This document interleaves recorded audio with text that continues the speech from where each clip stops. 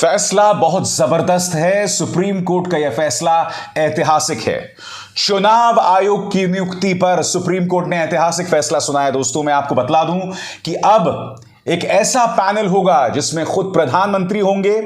इस पैनल के अंदर लोकसभा में नेता विपक्ष होंगे और चीफ जस्टिस ऑफ इंडिया, यानी कि ये तीन लोग मुख्य चुनाव आयुक्त और उनके दो सहयोगियों की नियुक्ति करने वाले हैं। दोस्तों, एक बहुत बड़ा फैसला है। एक ऐसे वक्त यह फैसला सुनाया गया है जब चुनाव आयोग की निष्पक्षता पर सवाल उठ रहे हैं। एक ऐसे वक्त पर सुप्रीम कोर्ट का यह फैसला आया है दोस्तों, जब चुनाव आयोग के बारे में यह तक कहा जा रहा है कि वो भारतीय जनता पार्टी के प्रवक्ताओं के तौर पर काम कर रहे हैं। एक ऐसे वक्त पर यह फैसला सुनाया जा रहा है जहां चुनाव आयोग प्रधानमंत्री नरेंद्र मोदी और गृह मंत्री अमित शाह के जब भी वो चुनाव आयोग के दिशा निर्देशों की धज्जियां उड़ाते हैं उस पर आंखें मूंद लेता है। मगर सबसे पहले मैं आपको बतलाने वाला हूं कि आदेश क्या है, आपके स्क्रीन पर आप समझें। और यही नहीं, इस आदेश के अंतर्गत जजों ने क्या कहा है, उनकी टिप्पणियां बहुत मायने रखती हैं। दोस्तों, सबसे पहले निर्वाचन आयोग की नियुक्ति पर सुप्रीम कोर्ट ने ऐतिहासिक फैसला दिया है।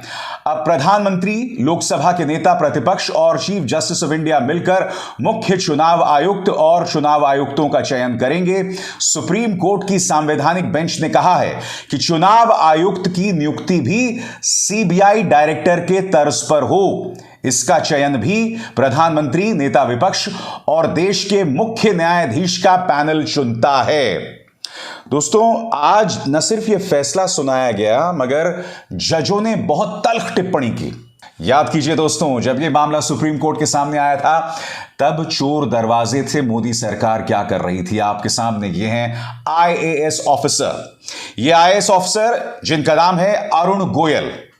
अरुण गोयल 18 नवंबर को वीआरएस लेते हैं, यानी कि खुद इस्तीफा दे देते हैं और अगले ही दिन इन्हें चुनाव आयुक्त बना दिया जाता है। और वकील प्रशांत भूषण ये मामला जो है वो सुप्रीम कोर्ट के सामने लेकर जाते हैं कि देखिए किस तरह से हरकत हो रही है। मैं आपको बतलाना चाहता हूं इसी मुद्दे पर सुप्रीम कोर्ट ने क्या कहा। आपके स्क्रीन पर अदालत के आदेश के बाद केंद्र सरकार ने चुनाव आयुक्त अरुण गोयल के अपॉइंटमेंट की ओरिजिनल फाइल सुप्रीम कोर्ट को सौंपी। फाइल देखने के बाद कोर्ट ने केंद्र से कहा, चुनाव आयुक्त के अपॉइंटमेंट की फाइल बिजली की तेजी से क्लियर की गई। यह कैसा मूल्यांकन है?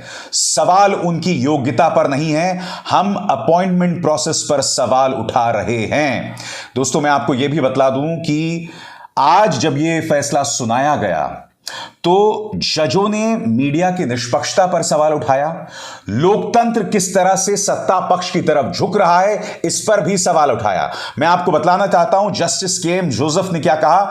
जस्टिस केएम जोसेफ ने कहा, लोकतंत्र को बनाए रखने के लिए चुनाव प्रक्रिया की स्पष्टता बनाए रखी जानी चाहिए, नहीं तो इसके अच्छे परिणाम नहीं होंगे। सुप्रीम कोर्ट की पीठ ने जोर देकर कहा, चुनाव आयोग निष्पक्ष और कानूनी तरीके से कार्य करने और संविधान के प्रावधानों और न्यायालय के निर्देशों का पालन करने के लिए बाध्य है। लोकतंत्र लोगों के लिए सत्ता के साथ अस्पष्ट रूप से जुड़ा हुआ है। लोकतंत्र एक आम आदमी के हाथों में शांतिपूर्ण क्रांति की सुविधा देता है अगर इसे स्वतंत्र और निष्पक्ष रूप से आयोजित किया जाए। यह लोकतंत्र इस आम आदमी का सबसे मजबूत हथियार है दोस्तों। मगर जब चुनाव आयोग के दिशा निर्देश निष्पक्ष नहीं होंगे तो यही तो होगा। मैं आपको यह भी बतलाना चाहता हूं दोस्तों कि मीडिया की निष्पक्षता पर भी सवाल उठाया गया है। आपके स्क्रीन पर सुप्रीम कोर्ट ने मौजूदा दौर में मीडिया की निष्पक्षता पर खेद जताया। कहा गया है, मीडिया का एक बड़ा वर्ग अपनी भूमिका से अलग हो गया है और पक्षपातपूर्ण हो गया है। दोस्तों, मैं आपको यह बतला दूं, यह आदेश एक ऐसे वक्त आया है जब इस मामले पर जिरह चल रही थी, बहस चल रही थी। तब सुप्रीम कोर्ट ने कहा था कि हमें एक ऐसा मुख्य चुनाव आयुक्त चाहिए जो प्रधानमंत्री पर भी सवाल उठा सके, जो प्रधानमंत्री पर भी कार्रवाई कर सके। और जब जब प्रधानमंत्री पर कार्रवाई होती है तब तब चुनाव आयोग के साथ या चुनाव आयुक्तों के साथ क्या होता है, इसकी मिसाल मैं आपको कुछ देर में देने वाला हूं।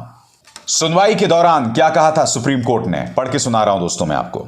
संविधान पीठ में जस्टिस जोसेफ ने टिप्पणी की कि हमें मौजूदा दौर में ऐसे सीईसी की जरूरत है जो प्रधानमंत्री के खिलाफ भी शिकायत मिलने पर एक्शन ले सके। मान लीजिए किसी प्रधानमंत्री के खिलाफ कुछ आरोप लगे हों और निर्वाचन आयोग यानी सीईसी को कार्रवाई करनी हो, लेकिन आयोग और सीईसी अगर यस मैन यानी कमजोर घुटने और कंधे वाला हो तो क्या यह मुमकिन होगा? यानी वो उनके खिलाफ एक्शन नहीं लेता है। मगर सुप्रीम कोर्ट को मैं दो मिसाल देना चाहूंगा। दोस्तों, एक आईएएस ऑफिसर हुआ करते थे जिनका नाम था मोहम्मद मोहसिन। उड़ीसा में उन्होंने गुस्ताखी कर दी थी। उड़ीसा के अंदर उन्होंने प्रधानमंत्री नरेंद्र मोदी के इस हेलीकॉप्टर की जांच के आदेश दे दिए थे। क्या आप जानते हैं दोस्तों, उन्हें निलंबित कर दिया गया था और बाद में उन्हें दोबारा बहाल कर दिया गया था इस आदेश के साथ कि इन्हें आगे से कभी भी कोई भी चुनावी ड्यूटी नहीं मिलेगी। तो सुप्रीम कोर्ट से मेरी यह भी अपील है कि हां, आपने बहुत वाजिब बात कही कि हमें एक ऐसा चुनाव आयोग चाहिए जो प्रधानमंत्री पर भी सवाल कर सके। मगर माननीय जजों से मैं बताना चाहता हूं कि जब कोई आईएएस ऑफिसर, मोहम्मद मोहसिन जैसा आईएएस ऑफिसर कोई एक्शन लेता है तो उसका क्या हश्र होता है। और बात सिर्फ मोहम्मद मोहसिन की नहीं है, आपके स्क्रीन पर यह अशोक लवासा। जब देश के गृह मंत्री अमित शाह ने राहुल गांधी के बारे में वायनाड को लेकर एक आपत्तिजनक बयान दिया था और जब जब अशोक लवासा ने प्रधानमंत्री नरेंद्र मोदी या गृह मंत्री अमित शाह पर कोई कार्रवाई करने की हिमाकत की, तब तब उन पर दबिश डाली गई। याद कीजिए दोस्तों, अशोक लवासा के बारे में दो बातें सामने उभर कर आई थी। पहली बात, उनके परिवार के सभी सदस्यों पर या तो इनकम टैक्स के रेड्स हुए या इनकम टैक्स का सर्वे हुआ। उन सभी मामलों से वो दोष मुक्त हो गए। यही नहीं, यह भी खबर आई थी कि पेगासस जो है वो उनके फोन पर इंस्टॉल किया गया ताकि उनकी जासूसी की जा सके। इस तरह से ईमानदार चुनाव आयुक्तों पर सरकार और उससे जुड़ी एजेंसियां दबिश डालती हैं। सुप्रीम कोर्ट ने बहुत अच्छा किया, जो नियुक्ति प्रक्रिया है उसे उन्होंने पलट दिया है, बदल दिया है। अब हम उम्मीद कर सकते हैं कि ये पूरी नियुक्ति प्रक्रिया और भी ज्यादा निष्पक्षता से होगी। मगर बड़ा प्रश्न, वो जो चुनाव आयुक्त हैं उन्हें किस तरह का संरक्षण मिलेगा? क्योंकि चुनाव आयुक्त तो अपना काम करेगा निष्पक्षता से, मगर अगर सरकारी एजेंसीज उन पर दबाव डालेंगे, जैसा कि मोहम्मद मोहसिन के साथ हुआ, जैसा कि अशोक लवासा साहब के साथ हुआ, तब क्या होगा मैं ये जानना चाहता हूं और हम उस हालात से मुंह नहीं मोड़ सकते।